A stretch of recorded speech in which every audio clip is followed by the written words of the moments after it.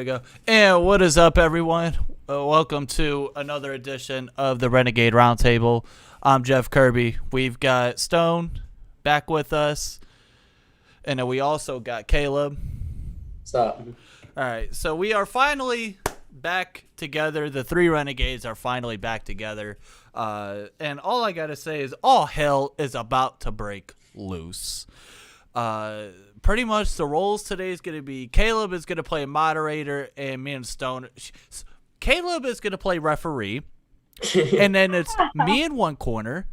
If you're a UFC fan, I'm in the blue corner. She's in the red corner. And I don't want to be in the red corner. You want to be in the blue corner? No, I'm in the black and gold corner. Well, in this case, because it's UFC and they only have one, or it's either one or the other, then it's either red or blue. And at that point, we don't get that decision. It's up to whatever the hell they decide to do. What's up, Jared? What's up, Hunter? And Stone says violence. What's up, Parker? Go Steelers. Both Hunter and Parker, both brothers, saying go Browns. Well, go Steelers. In this side of town. Let's start off with something that isn't going to turn into chaos, though. Let's talk about the TJ Watt thing first, okay? Before we all fight. Go ahead and get your opinion off first. I think we should just stay with the violence towards the end. I must have missed it because all I know is I got on Twitter one day and everyone was like, "Oh, TJ Watt's holding out for the deal. He's not going to play." And so what did I miss? Like, honestly, what did I miss? Okay. So what it is this is going to be kind of a media portrayed thing once again. Yeah. They're going to I feel like what they're going to try to do is compare this to what happened with Le'Veon Bell in 2018, 2017, and it's not. What's going on is TJ Watt is wanting a new contract. Deserves it. He has been since 2017, his stats have been ridiculous. He's been in the top of basically every major stat for a pass rusher. He's been up there with Aaron Donald, Khalil Mack. I'm not giving the guy from Cleveland credit because the hell with him. But it's going to be one of those things. He's trying to get a new contract, and this is his way of, I guess, holding out, which is not being at practice. What's funny is some of these guys, when you're later on in your careers, you'll see guys have, I guess, veteran days. You'll see some of the real all-time greats. You'll have those. Like, obviously, me and Caleb are from Cleveland, so we always have to deal with hearing about Brown stuff, blah, blah, blah. And that was always what you saw at their training camp. It was Joe Thomas, who, I mean, I'll admit he is one of the greatest left tackles, maybe if not the greatest left tackle of all time. I'm not going to sit here and be oblivious. But he would always have a lot of veterans days. Now, I'm not comparing TJ Watt to Joe Thomas, but you'll see that later on down the line. And to me, it's not as big of a deal as people are saying. Yes, he wants his contract. We understand that. But it's going to get done. I'm not going to bed worrying that TJ Watt's days in Pittsburgh are going to be over because everyone knows that TJ Watt is a huge staple in the Steelers' defense. And let's be honest, Pittsburgh fans all across the country, all across the world, would go to Pittsburgh and burn that sumbitch to the ground if they did not sign TJ Watt. That is the one thing we can agree on, I think, across the board is you know me, like I'm always about like, let's be positive. We're gonna trust the organization. We're gonna like I have faith. I know what's going on. We're gonna it's worth it. But I feel like I am not alone at all when I say that if they don't settle the TJ Watt thing in the way that we want it to be settled and what he deserves, there are going to be a lot of people that are going to be like, okay, I do not trust the organization. I do not. I have that'll be the ultimate test of what the F are you guys doing? Right. It'd be a mistake. I think this is like you're saying, I think it's a big media stunt. I think there are things going in the works behind the scenes. I think that there are, things that we don't know about, obviously, because we're the public, we're not behind those closed doors. I think it'll all be okay in the end. But I think right now the media is really trying to play this up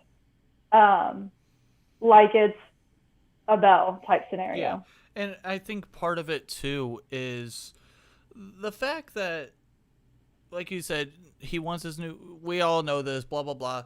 But I think another thing, too, that fans are doing that's kind of annoying, and you'll see this with a lot – you'll see this with every team in their best player. They're going to go out and say, pay him whatever he wants. Give him a blank check.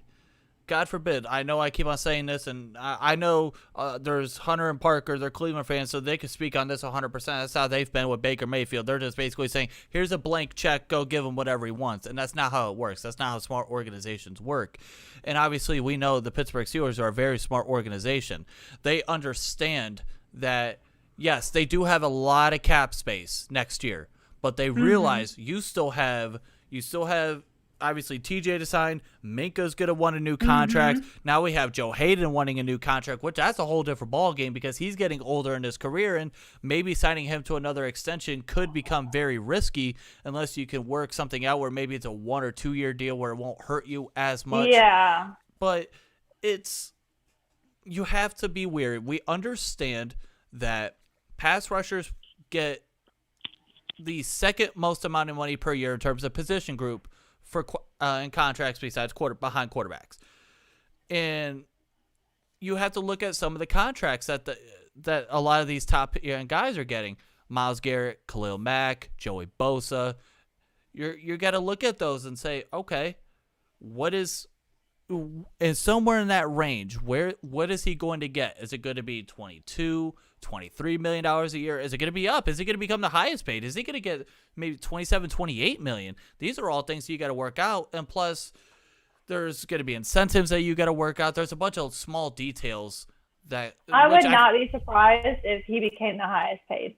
I would not be shocked at all. I mean, I've said this. I've been on the record on Twitter saying, because there was a report that came out, which I believe it was from John Clayton, which you always have to take that with a grain of salt because that dude went from being a great analyst on ESPN to being a, clown shoot, wherever the hell he's at. I think in Seattle now. But he came out and said, maybe 22 to 23. And I'm like, if you're the Pittsburgh Steelers, you do that absolutely no problem. It's a matter of whether TJ Watt and his camp are going to do it. And I said I would be really okay with that. Hell, I would be even okay if you made him the highest paid pass rusher in the NFL based on what he's done, based on the fact that the last 2 to 3 years he's been a Defensive Player of the Year candidate.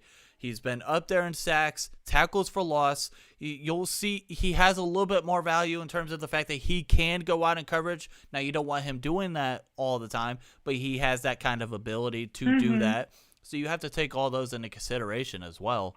And not just his skill, but also him off the field. That's something, especially these days with a lot of the drama you see off the field, the fact that he doesn't bring that into the game, I think is valuable.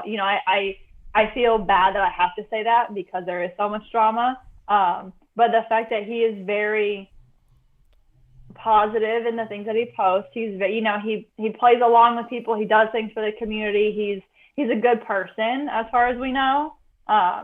I think that you have to take that into account as well. He's very low key and that's respectable. And part of it too is obviously his last name and who his brother is. Arguably one of the greatest, probably the best pass rusher that we had seen in edge rusher in the 2010s. And I want to get to some comments here because Hunter said Watt is arguably the best edge rusher in the game. Yes, I'll give him credit where it's due because he is awesome. He needs paid and should be paid like the best. And then he goes, if the organization doesn't handle this the right way, it won't. No, be pretty. I want you to read the first part. I agree with Stone. Yeah, I agree. Okay, I agree with me. For I agree. Once. Yeah. But he's right though. You have to be able to handle this, and you want to handle this quickly because you don't want to have this go into the season and. Now all you're gonna get is questions about that from the media to TJ Watt, and that's going to get very annoying. That's going to start. That might start to cause drama between him, some of the other players in the organization. You just don't want that. And like I said, I don't. For 1 second, do I not believe that they're not going to get this done before Week 1 against Buffalo? So why drag it out? I truly believe it's going to get done. And I mean, he's doing all the individual workouts. He's at training camp. He's just not doing any group stuff. And it's not like him not risking injury and sitting out these next couple of weeks isn't going to be the worst thing in the world for him. It's not like he forgot how to play football. He's still doing all the workouts. This is just honestly limiting his injury risk. So I'm not, as long as it gets done before the season starts, I'm not real worried about it at this point to miss Week 1 of preseason. Yeah. Like, I think the only reason people are worried about it is because it's turning into a media thing. You know, I'm with Caleb on this. I think you agree too, Kirby. I think this is one of the few things that all three of us agree on. I don't think it's any hostility or any anger or anything. He's still doing the workouts. He's still practicing. He might be trying to avoid injury, which I respect 100%. And I think that he should, especially in the situation that he's in right now, because he could get all that money. If he got injured, that kind of scraps the whole thing. Yeah. You know, to an extent. So I think that it's smart. But I think that it's a huge media thing. It's just clickbait, you know, like 90% of the other stuff. We literally just saw this last year with Cam Hayward. And how did that go? He got his deal before the season starts, and there was no problem. Everyone was happy. And Hunter he brings up a point. It says, if the Steelers aren't a quote-unquote good team this year or a playoff team, the whole season is going to be filled with, is Ben retiring? That obvious question, I believe, is going to be yes. And are they going to sign Watt is the other big question, because the media would have a field day with the Steelers. But even that, the Steelers could get every single part of this right. They could sign Watt. Ben could be just fine, and everything's out in the air and open. They could have a good year, and the media's still going to have a field day with the Steelers because it's the Steelers. They move the needle, and no matter what they do is going to be blown up in the media, just like what the Cowboys do. Here's my thing is, I think a lot of people are trying to believe to themselves that the Steelers are going to fall off this cliff and we're going to go 3-14. It's going to be all hell breaks loose, and this is the beginning of this is going to be the end. We're going to go into the dark hole that the Browns were in for 20 years, where they were just the absolute laughingstock of the NFL. Yeah, but here's my thing. And I think a lot of that has to do with not Antonio Brown. As you can tell, that's where my mind is at. I'm ready for that debate, but we'll get into that here in a little bit. But yes, we will. Even with Ben Roethlisberger retiring, yes, that is a big, big deal. You're losing a Hall of Fame quarterback who's been with us for so much, is arguably the best quarterback that we've seen in our franchise. But you look at the talent outside of that, it won't be a rebuild. You still have the talent. It would be, I guess, a retool. And who's to say? I can't remember who said it, but I liked the way that they worded it. I wish I could remember his name now. Oh my God. So when I remember it, I'll tweet it. But he posted a video saying, we don't rebuild, we reload. Yeah. And I like that so much better, because it's like you're saying, like, we have a lot of talent there. There's just, when Ben retires, we're not done. It's not just, oh my God, it's over. You know, we're going to have things that we have to fill holes in, and that's okay. But we still got a lot of talent. When you look at this as the defense in itself, obviously we just talked about TJ Watt, but he's a huge piece. Devin Bush, he's still on his rookie contract. You're going to be able to hold on to him for 3 more years, if I'm not mistaken. Now say what I want you to say. Now say what I want you to say. What, Minka? No. About the slander that I had to hear today. Here we go. Here's another thing that we got to get into, and I want, and this was all on Stone on talking about this, and I completely agree. Why in the absolute hell is anyone trying to slander Alex Highsmith? What the hell has he done? Except be great. He's been, and this is no bias on this show at all. I mean, obviously, yes, we love him as a player, but it's like, I don't get it. He doesn't talk. He's not a trash talker. He goes out there and he works his ass off. He came in, he filled in for Bud Dupree, who's now in Tennessee, and he did for a rookie. Was it 5th round pick or something? Somewhere in that range, 3rd, 4th, 5th round pick, somewhere in that range. He was great. And to step up in the middle like that, it wasn't like that happened in the first game of the season, and he knew he was going to step into that role. That injury just happened, and he got out there and he started, doing the spin moves, and he came out and really impressed me. It happened in a big game too. Yeah. That's that Bud Dupree injury. As much as I think a lot of Pittsburgh fans still love Bud Dupree. Yeah, of course. He did leave for his money. We understood that was going to happen, and he was great with us. That's fine. But that could have been a blessing in disguise, because now we're not having to worry about paying him an additional however much money he got per year. Yeah. You have Alex Highsmith on a rookie contract. You'll have 3 more years of control on him. Those kind of contracts right now are absolutely crucial. That's why it's so crucial that we also have Devin Bush on a rookie contract. You have let's see what happens with Terrell Edmonds. He might come out here, or he might come out ball out this year because we didn't pick up his 5th-year option. I don't think this is the first time we have ever mentioned Terrell Edmonds' name on the show, and I think he made improvements last year. I think he's going to go out and continue to prove again. I'm interested to see what Trey Norwood is looking like. He's a rookie this year. There's a lot of key pieces that, even if some of these guys, like maybe Terrell Edmonds, maybe he doesn't have the greatest of years, he leaves. Well, then you have a guy like Trey Norwood who could come in. He has a year under his belt, and he's going to be next to Minka Fitzpatrick, the best safety in the NFL. So, and that's a good thing about that is you're learning from the best safety in the NFL, and that's a great thing that we talked about with Alex Highsmith. He's learning from the best pass rusher in the NFL. And you have Cam Hayward, who took him under his wing. What a great scenario to be in. Not only that, but I really, especially talking to Mr. Sam, and hearing that Alex had that kind of chip on his shoulder in the beginning, but he used it as a tool to be better. That's something that I really respect as a player. He didn't boohoo cry, poor me, nobody likes me, and then left. He used it. It motivated him, and I like that. I like seeing somebody use a loss as a tool. And that gives me a lot of respect for him. Not only is the talent there, but the fact that he continues to want to be better, that speaks volumes. So this slander on Twitter, if you slander Alex Highsmith, you can just go ahead and unfollow me. I don't want to see it. So yeah, go ahead and unfollow me, or just let me know. Just like comment, just tag me in a post saying that you're going to slander Alex Highsmith. I'll just choose violence against you and then block you, so we'll call it a day there. But Jared said there's going to be some surprise cuts and surprise players that make the team.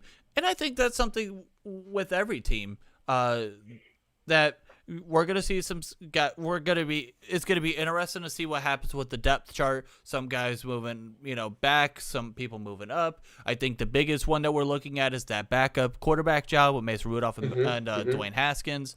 I think another one too is what's going to happen with Kevin Dotson. I think, as Stone looks like she's about to bang her head on her desk. I'm so oh my gosh, after watching the Hall of Fame game, guys, first of all, it was a Hall of Fame game. I want everybody to just calm their chesticles. All right. It's a total gimmick, preseason game. Yeah, and that's the game where you put these people that you're not sure about out there, and you see what they can do against another team. Right. You know what I'm saying?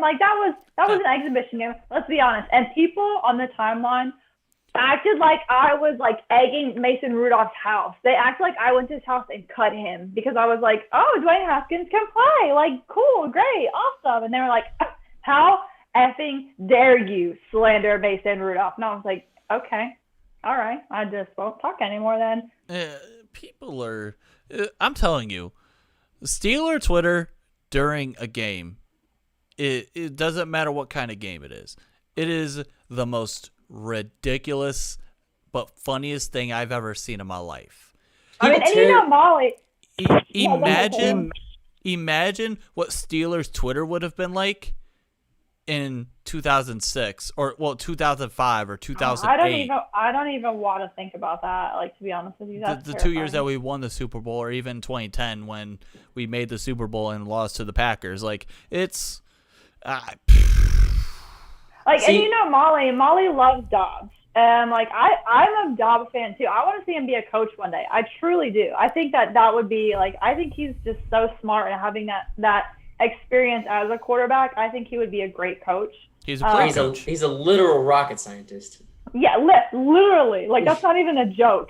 I think he would be great. But she got into an argument with Matt Light on Twitter. Don't get me started with that clown. I don't know Matt Light. I mean, whatever. But he was like, I know him personally. First of all, let me tell you, if you're on Twitter talking about how you know somebody personally, I'm calling BS on that. Nobody says that. Nobody says, oh my God, I know a celebrity personally, unless you're trying to make it seem like you do, and that's weird to me. So, you know. Yeah. I know celebrities, but I don't put it on Twitter like, oh my God, let me tell you about my BFF, Mason Rudolph. Like, that's weird. But anyways. Oh, just know I'm clipping that now, and I'm letting people know that you're a big Mason Rudolph fan and that you're friends with him. He's like, that's my friend. That can be your friend, bro. Good for you. Make sure you guys high five every time you see each other. That doesn't make him a good quarterback. Like, that doesn't make him a franchise quarterback just because he's your friend. That's weird to me. Steelers Twitter gets so emotionally involved. And then, like, if you say one, you could even ask just a question. You can ask just a question. They're like, how dare you? I will see you in hell. And I'm like, oh, all right. But it's not just Steelers Twitter either. Have you seen Pirates Twitter or Penguins Twitter? It's the whole town just tears into anybody. It's hilarious. It's insane. And I'm just like, how much are they paying y'all to say these things? Because I want to check too. So. Listen. I mean, the entire reason why I got Twitter is just so that way I can make it easier to follow along. Because I had just been like just looking people up and reading through Twitter on my own. Fire. But now it's like I want in on this. I want to make this easier to see how much of a dumpster fire Pittsburgh sports media is on Twitter. Well, and that is the whole reason I have Twitter. Caleb. Yeah, welcome. This is the show where you officially get your first class ticket straight to hell. Right? Are we ready? Yeah. I'm not excited about this because I have a lot that I need to get off my chest. Well, we could delay this for just a second. We got a new comment from Nelson. He says, I love TJ Watt and would sign him in a second, but I think the Steelers should use the cap space available to shore up the secondary and possibly the middle linebacker position this year. Win now. Who is Nelson? Like on Twitter. What is your name on Twitter? Oh, God. And then Hunter said guys, so I'm assuming he was ready to see me and... we're about to. But now I'm just... So is Nelson 711 saying that he doesn't want us to sign... I think he's saying that he doesn't want... Steelers will have $70+ million in cap space next year and can sign Watt at any time. Well, the thing is, though, if they get that... I read the comment wrong. I'm sorry. Okay, if they get the Watt deal done, though, it wouldn't be anything that affects this year's cap space. It would be a deal that kicks in for next year anyway. Well, I think that's what he's referring to. Our cap is pretty much spent this year, so it's not like we could use the money this year to shore up anything else. We're kind of set. So here's my part on that, and I think this is something that people need to realize is, what you just said is, win now, whatever. Losing TJ Watt in a way, I think he makes that big of an impact to where if you lose TJ Watt on that defense, now you're like, maybe we're going down the dumpster hole for a year. He is our glue. Like, you can quote me on that. I don't care. He's our glue. He's the staple piece to this defense. And you look at a lot of the great defenses in the NFL, their staple piece is, let's say, Aaron Donald, pass rusher. He's a defensive pass rusher. You look at the Chargers, Joey Bosa. On the 49ers, I'd say Nick Bosa is maybe their guy. You look at... TJ Watt is the cake underneath the frosting. Not that I don't like just frosting, but you can't have one without the other. I'm just saying. And I would say you always want to have those guys, and you don't want to have any of that drama because you don't want to risk any chance of losing that guy, whoever it is on whatever team. And then Michael said 8-8 without Ben. Large part was TJ on that defense alongside with Minka. We don't get 8 wins with him gone in a situation like that. And Hunter is really about to set me off right now. So, real quick about that with what Hunter said. I texted him as soon as I saw all this stuff, and I said, Antonio Brown or Hines Ward, who's more deserving of the Hall of Fame? And then he said what he said, and you'll have to see if I agree or disagree. Maybe this will give a hint. I swear to God, if I throw my computer across the room, somebody better start a GoFundMe to buy another one. Like, don't say anything crazy because I'll lose it. I'm so, like, it started off as a joke to me, honestly, but some of the stuff that I've seen has turned this into, like, I'm too emotionally involved now. I can't turn back. Real quick, I want to make one more point about what Nelson said. He said if we could sign Watt and shore up the secondary, then definitely do it, but the corner depth scares me. Now, here's the thing with that. They're both going in the Hall of Fame, honestly. There is a huge debate about that, we'll get into that. But to what Nelson said, it's kind of like the whole pass sets up the run sets up the pass kind of deal. It's the same thing with defense. The pass rush will help your secondary out, and if you have a great secondary, that can help your pass rush out. And I think that was in that situation, it's kind of like what happened with the Legion of Boom, where that secondary was just so great that you didn't necessarily need your pass rush to be as great and they would naturally look great because of the great secondary, and vice versa.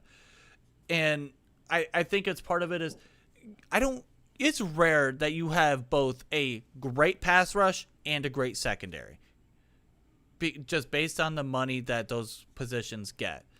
And I'm sorry, for me, I think I'd much rather have a great pass rush.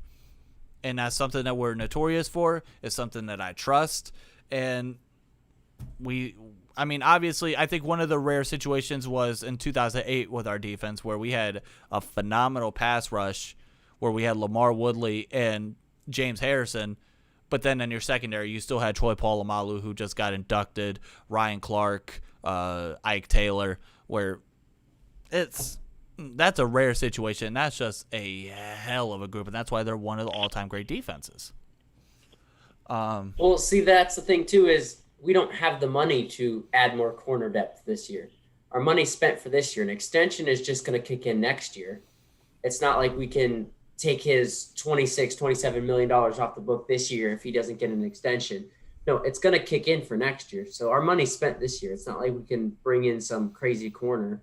Right. Or safety to shore up our defense this year. The only situation now there's actually a way to do that, and I don't want to get on this long because I want to choose violence with Stone, but the only way that I think you could really help that corner situation is if you go and trade for C.J. Henderson, the first round pick last year from Jacksonville, which people are saying that he's had off the field issues.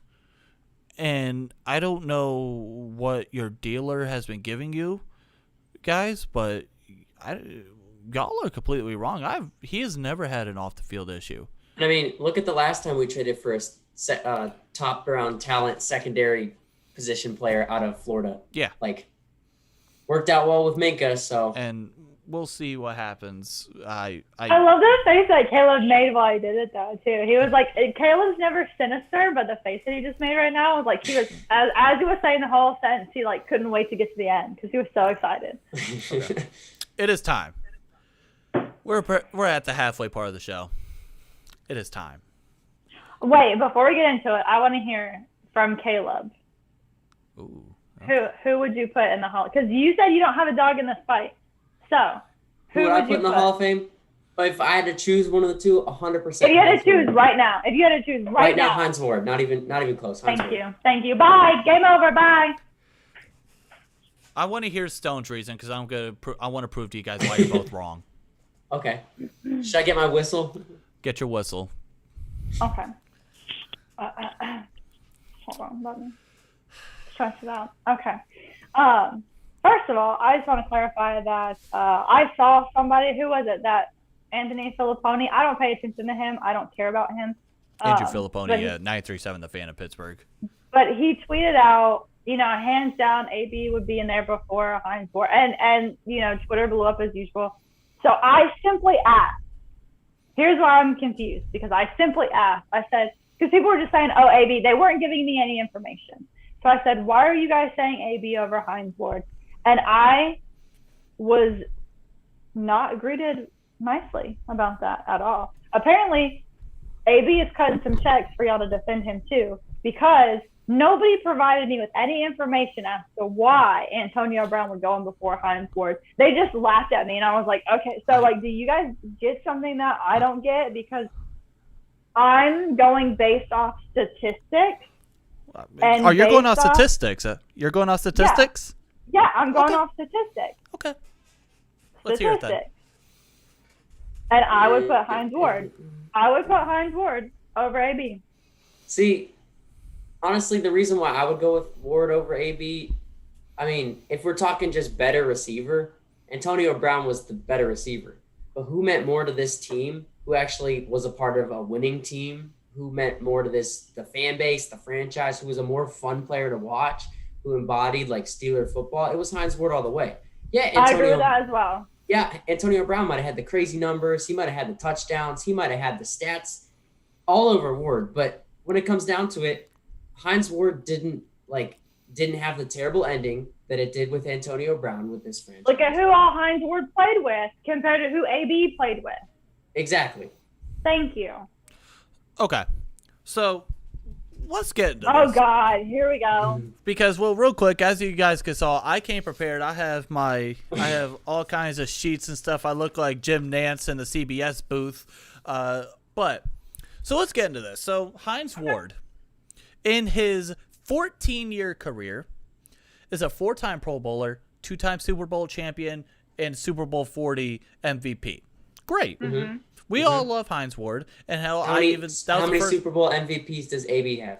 Thank you. That determines whether someone gets in the Hall of Fame or not? It's just we're adding it to the reasons why I added it. Hines Ward in his career has 1,000 catches in 217 career games.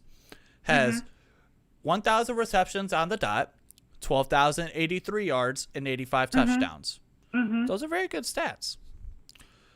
In way less games, in 80-something less games, which equivalates to 5 full years. 5 full years of difference. 5 seasons of difference.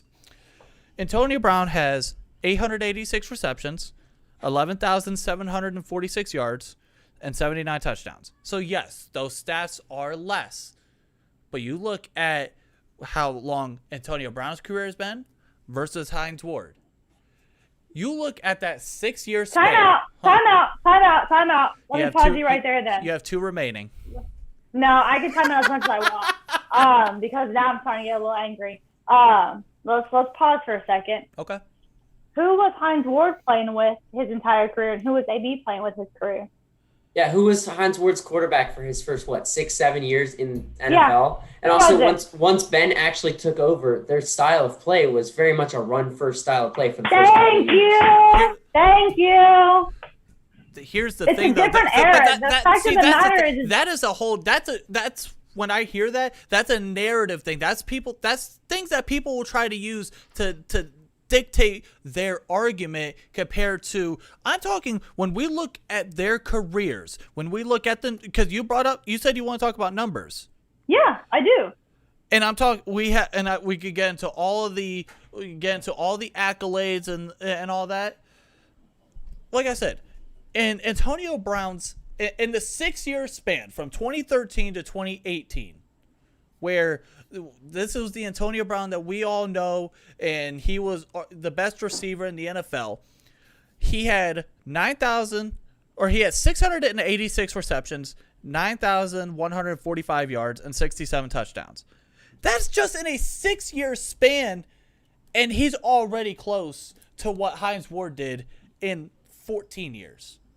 And I respect that. I'm not downplaying him as a player by any means. He is talented. He is a star. He is wonderful. And do I think he deserves to be in the Hall of Fame one day? I don't know. Maybe. He seems kind of weird to me. Anyways, that's beside the point. But the fact of the matter is, the whole argument is irrelevant because those are two different eras. Sorry. Those are two different eras. Those are two different teams. Those are three different quarterbacks. It's if you had to put those two together and put them with the team, if you could take them at the same prime, put them with the exact same team and count the numbers up like that, then I would be willing to have this argument with you. But the fact of the matter is it's just not the same argument. It's just not. That's where I'm confused, is everyone's like, well, AB did it in less time. Okay, but he had a whole different team where the game was different than when Hines Ward played. It was. So what about Larry Fitzgerald, who got drafted in 2003, 2004, somewhere in that range, 2002 maybe, somewhere in that range. He's been doing it a long time. And he was in that era too that we're partially talking about with Hines Ward, and he went out there and just completely balled out. I'm just saying, when we look at this stuff, yes, era will play a little bit of a factor, but I think a lot of it has to do with impact, how they were in terms of what they were doing in their era, in their time, because that is something that we take into consideration, is what they were doing in their time, in their era. Hines Ward in his whole career was never considered to be the best wide receiver in the NFL.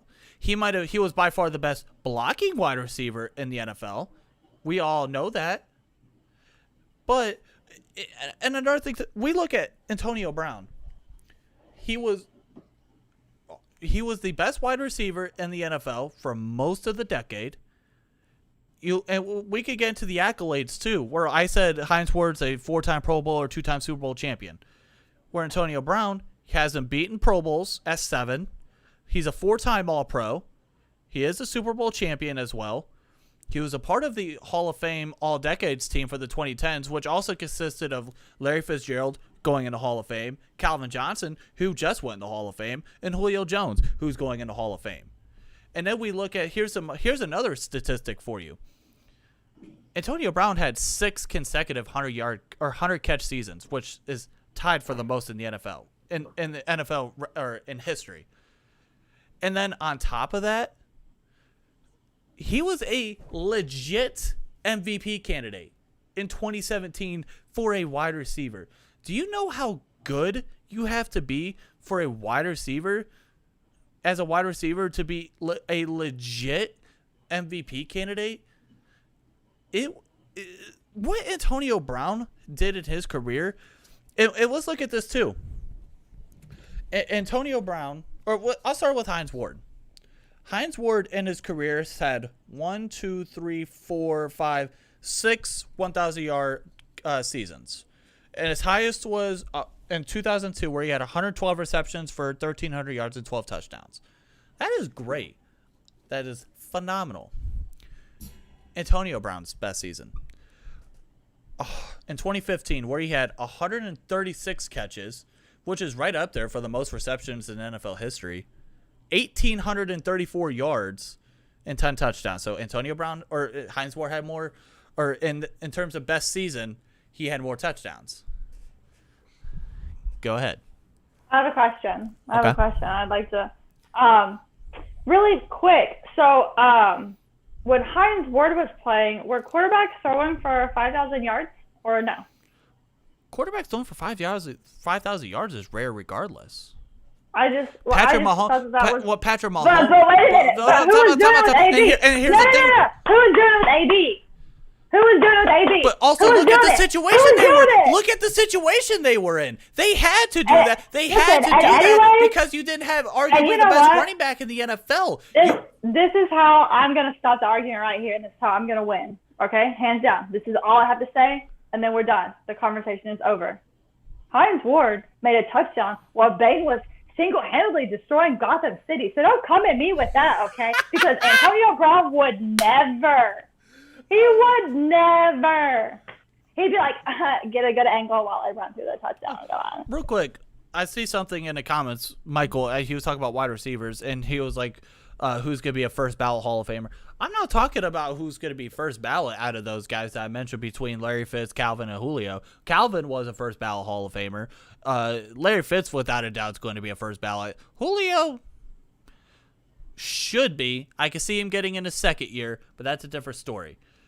I just look at it as Antonio Brown's 6-year span was almost, his stats almost beat Hines Ward and what he did and double put plus. Up numbers like that anywhere else, though. I don't think he will. I don't think he will continue to put up numbers like that anywhere else.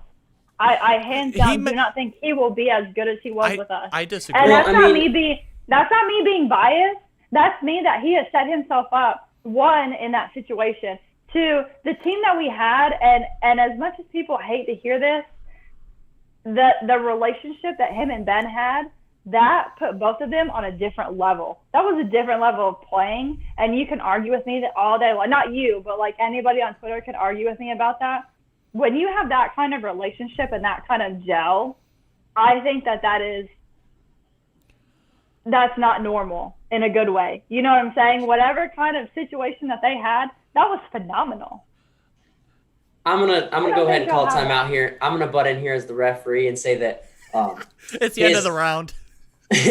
His ability to continue those numbers and play like that for the rest of his career is kind of an irrelevant argument, seeing as he isn't wide receiver number 1 on Tampa right now. He's going into his 33-year-old season instead of going into his 25, 26, 27-year-old season. So he's already past his peak. He's on a different team. He's on a different style. So we're not going to see him continue to put up those kind of numbers. That's what I'm saying. But whether or not he does is an irrelevant argument, because you can't compare him to his peak and say, oh, well, he's not a good receiver because he's not as good as he once was. Because you know what? If you look at any receiver in the NFL, they end their career on a slower note than what they started. Look at the numbers for Hines Ward in his last couple of years. They came off and fell off the table too. That's what I'm saying is, if we're sitting here saying who would you put in right now today based off the numbers, whose numbers are better? And then everyone's like, well, he's not done. He's going to continue. But we're not talking about that. We're talking about right now, today, based off the performance in that position.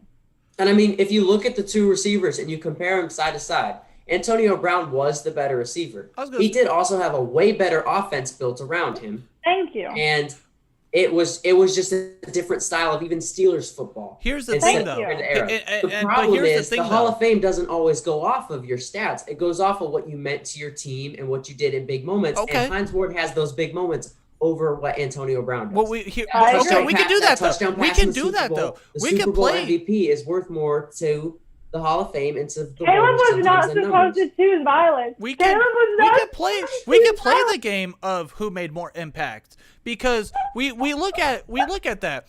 If Antonio Brown on those offenses that were phenomenal, which he was a absolute huge part of, you take him out of that offense, and that offense is, let's be honest, you have Ben Roethlisberger, who is still great. He's going to make wizardry plays. I don't think that's a word, but I don't care.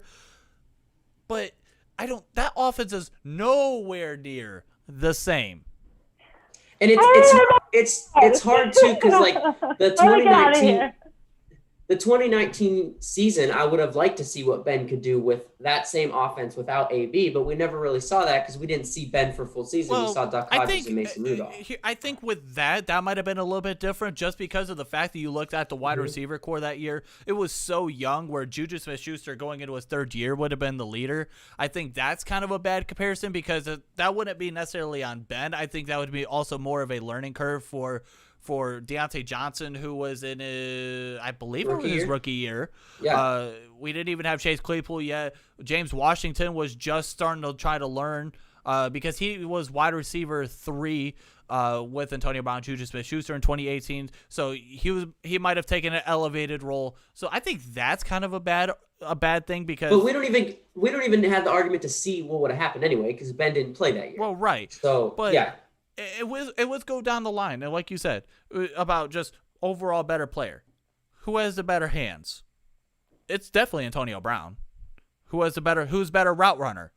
Antonio Brown, without a doubt. Antonio Brown's one of the best route runners that we've seen in this decade. I'm trying to think. Route runner, catches, who made more clutch plays? You know how many highlights there were where Antonio Brown was the biggest reason why on a final drive, where the first couple games that I could think of is in 2013 against Baltimore, the catch where he catches it and the helmet goes out of bounds. Or no, that might have been 2010. Now I'm thinking about it, but I'm just trying to remind myself that I can't say certain things on this show. Antonio Brown was more clutch, and Antonio Brown was more clutch. He made more clutch moment, he's a more clutch person in those situations. The thing is, though, you'll never be able. Antonio Brown might be like head and shoulders better than what Hines Ward was. But that's a huge between that. But and you're never gonna get Steeler fans to win over Antonio Brown, especially how that all ended, and the fact that Hines Ward had the Super Bowl and MVP. I think that's meant a lot to that team. I think that's an issue with that, because everyone, when we talk about this debate, a lot of people are speaking with emotion. They hate the fact that Antonio Brown, his career in Pittsburgh ended the way it did, and Hines Ward went out retiring with the whole press conference, him crying the whole 9 yards. And don't get me wrong, I love Hines Ward. I feel like you don't, though. Oh, here we go. No, I feel like you're kind of. Yeah, I was gonna say biased. When everyone was talking about Julian Edelman being a Hall of Famer, Hines Ward was the first person that I said, how the hell are you debating Hines Ward versus ABJ? Yes, we are. That was the first person I said. Then how the hell is Hines Ward? And I'm not saying that Hines Ward doesn't deserve to be in the Hall of Fame. I'm just saying, if I was sitting here today, if I was a part of that committee, and they said Antonio Brown versus Hines Ward, who are you putting in the Hall of Fame first? 100 out of 100 times, I'm putting Antonio Brown in. Well, Caleb and I already voted, and we said Hines Ward, so you lose. I don't know about Here's that. the thing. To be honest, though, I see both sides of this argument, because who would I put in first? 100% Hines Ward. Who is actually going to get in first if we're talking years? It's going to be AB. But it shouldn't be. It should be Ward first. Ward had a bigger impact on this team. The biggest thing is yes, we sat here and we had our heated debate, and that's wonderful. And, we obviously all feel a certain way. We're going based off different things. There are so many different things that play for each side. Like we're talking about, stats, eras, the teams. You can have this argument all day long. I'm never going to underestimate how good of a player AB was. I'm not saying he wasn't a great player. And that's what a lot of people seem to think, that when I ask that question, they seem to think that I was downplaying him or that I was going in with emotion, because I am upset with how it ended. But that has nothing to do with how skilled of a football player he was. We were all upset with how that ended. But that's not me sitting here saying, oh, he's a bad football player, because he's not. He's great. But when I have to sit here, and if you ask me, like Caleb's saying, if you ask me right now who I think should go in there, between those two, I would say Hines Ward, and I don't feel bad about that decision. I don't have any regrets. I wouldn't second guess it, because I take into consideration not only the stats of that position, but like Caleb was saying, the rest of it, what he did as a person, because I feel like that should play into somebody who goes into the Hall of Fame. I mean, that's an achievement. You can't just put somebody in there just because their stats were good. You have to take into consideration so many other things. Well, I don't, but I think that's the thing, is they don't. For the most part, I believe that, yes. Now, and I'm talking, and Caleb will understand this 100% because he's a big baseball fan, and he'll know. A perfect example is Omar Vizquel. Caleb's like, hold on, what? Is here in Cleveland. In that situation, it's different, because now there's so many allegations that's come out about Omar Vizquel, and even in that, you could have the debate on, he was one of the greatest defensive shortstops we've ever seen, but a lot of people think he swung a poo doodle at the bat or at the plate, but when we look at this, I think, and I'm looking at this as how I would vote this, I'm looking at it, impact on their teams. I look at, obviously, stats, and I also think that himself is Antonio Brown was getting compared in terms of similar numbers to Jerry Rice. there was at a certain point of time in his career, I think it was 2017 or 2018, going into one of those seasons, where his numbers were very similar to, without a doubt, the greatest wide receiver of all time. That in itself is... But I still think, and you're welcome to disagree with me. I still think that the way that somebody who is being considered to go into the Hall of Fame, the way that they carry themselves should be a factor, because you're showing people, you're showing the future that as long as you put up good numbers, it doesn't matter how you act outside of the game. You could sell crack for all we care. Terrell Owens is in the Hall of Fame, and he was one of the first guys that was, I guess if you want to be a diva or all the nonsense, whatever, he's in the Hall of Fame. But the vote's not up to me, so I'm saying it should be considered. Well, should it be? I guess it's should it be versus is it actually? That's because there's a lot of people that will say, in their case, they should be doing this or they should look into this. Yeah. And then, should they? And certain things maybe yes, but do they? No. And it's who knows? We'll see what happens in terms of era of voters, where our generation in the future is going to be the ones that worry about or that handle the voting in the Hall of Fame. And that's going to change, because some people may say, I don't care about what he's done off the field, where it's as long as you put up the numbers, then that's fine. You're going in the Hall of Fame, which if you agree with that, then you agree with that. If you don't, you don't. But I guess it goes all comes down to preference. And at the end of the day, I mean, we're going to agree to disagree, and a lot of people are going to have different opinions. And I respect that 100%. My biggest issue with this entire scenario was the fact that I did simply ask a question on Twitter, and I saw, and I'm intrigued by this because I asked a question. I put up the picture of the statistics. That was all that I went off by. I didn't go by anything else. I just said, looking at the numbers right here, please tell me why you would do it. You brought forward a good argument, and I respect that. A lot of people were very hostile. They were very rude. So all that does is make me not believe your point. You know what I'm saying? Like, I'm the type of person that if you want to debate with me, we'll debate all day long. Bring facts to the table. Bring other than your it's because he did it quicker. Okay.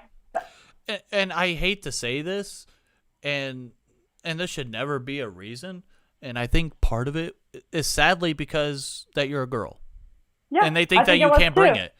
And obviously, I think it was too, because a friend of mine retweeted one of my tweets, and he had people having a casual debate underneath with him, with bringing other arguments in like you did, Pro Bowls, MVPs, all these other things. And they were saying this, and they had a casual conversation. I said, it's funny that I can have the same thing, and people are ignorant towards me because you think that I'm ignorant. And I think that that's a big problem. Like, both of you came on here and discussed this with me as adults.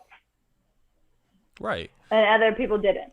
Yeah, and that's something that I want to discuss. I want to address to anyone watching this or anyone who is a sports fan.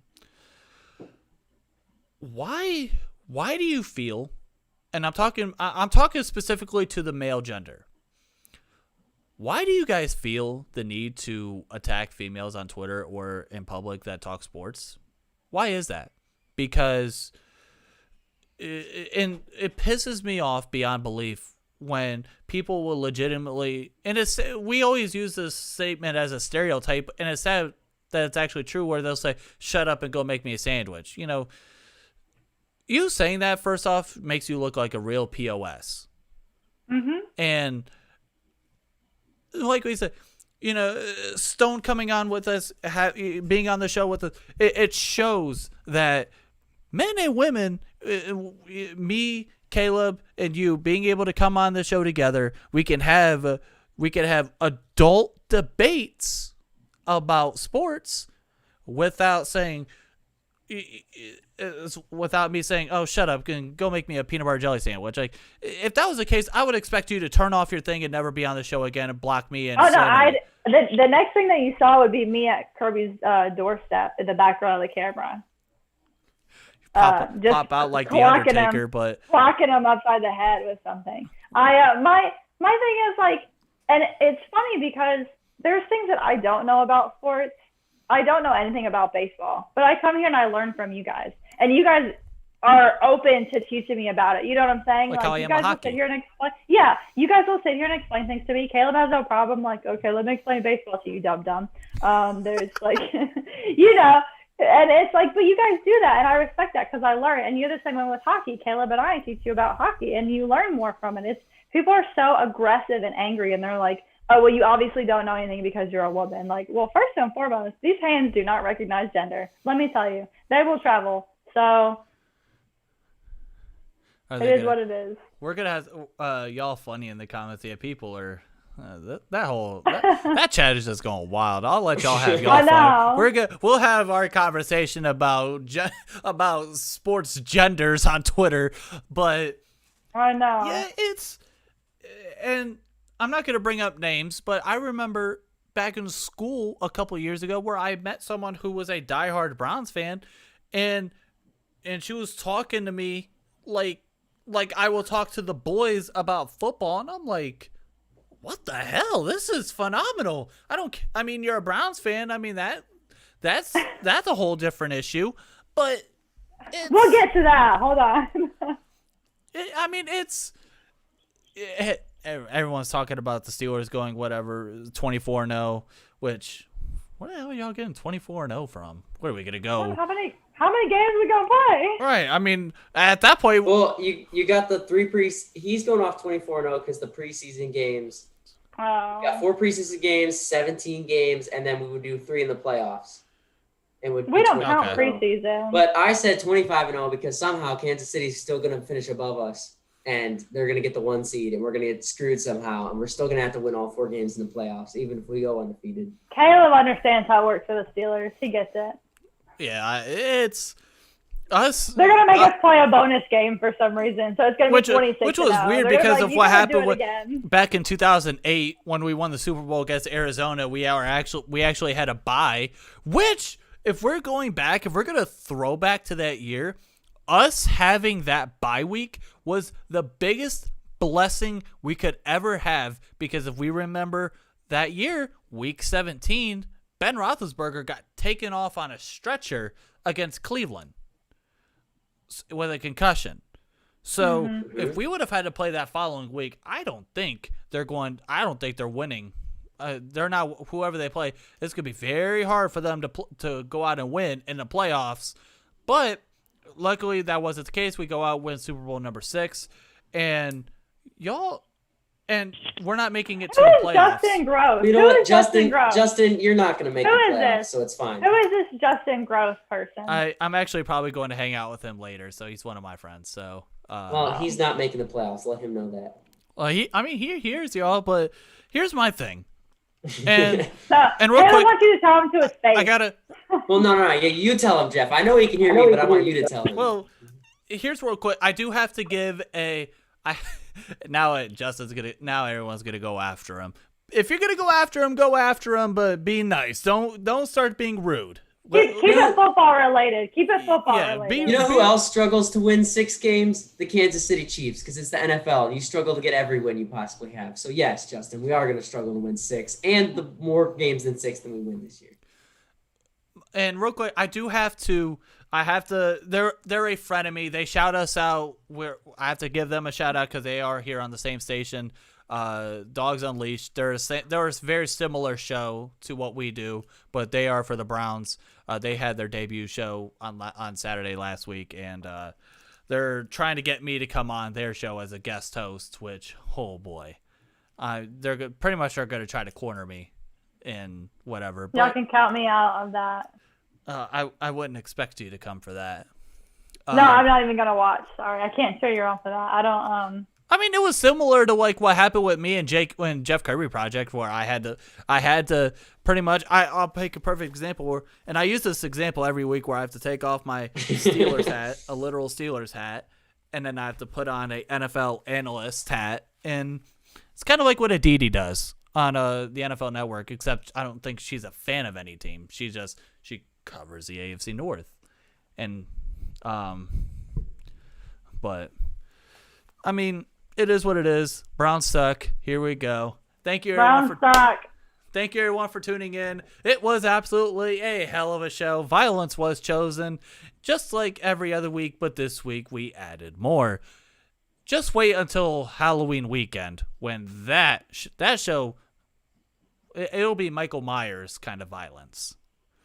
I do love Halloween, though, so. And that doesn't surprise me whatsoever. Thank you, everyone, for tuning in. Hell of a show. Hope to see you guys again next week. Make sure to follow us on all social medias. Everything will be in the description if you want to go and buy a Pretend Media Renegade Roundtable t-shirt. Link is in the description for that as well. And until next time, I hope you have a great weekend and stay safe and peace out. Bye.